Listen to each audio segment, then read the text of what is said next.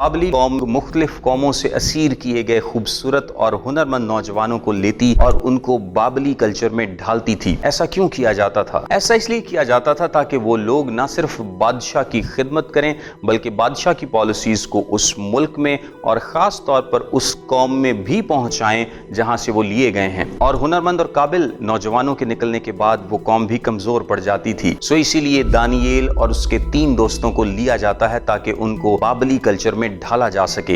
इसके लिए वो 3 काम करते हैं। सबसे पहले वो उनका नाम तब्दील करते हैं और बज़ाहिर दानिएल और उसके दोस्तों को नाम की तब्दीली से कोई फर्क नहीं पड़ता। फिर दूसरे नंबर पर वो उनको कसदी तालीम देते हैं ताकि उनको कसदी कल्चर सिखाया जा सके और बज़ाहिर दानिएल और उसके दोस्तों को इससे भी कोई फर्क नहीं पड़ता। तीसरे नंबर पर वो उनका तर्ज जिंदगी तब्दील करने की कोशिश करते हैं और इसके लिए वो इस्तेमाल करते हैं खाने को और खाने से जुड़ी तमाम महफिलों को। दानिएल अपना तर्ज जिंदगी, अपनी शनाख्त हरगिज तब्दील नहीं करना चाहता और ना ही उसके दोस्त, लिहाजा वो इस बात से इनकार करते हैं और रिक्वेस्ट करते हैं कि ऐसा ना किया जाए। खुदावंद उनकी मदद करता है और वो इसमें कामयाब होते हैं। क्या आज हमारे मसीही नौजवान इस तरह के हैं कि जब गैर अक़वाम में रहते हुए गैर अक़वाम उनका तर्ज जिंदगी, उनकी शनाख्त को तब्दील करने की कोशिश करें तो वो उसके आगे खड़े हो सकें? अगर आप ऐसा करेंगे तो जरूर खुदावंद आपकी भी मदद करेगा।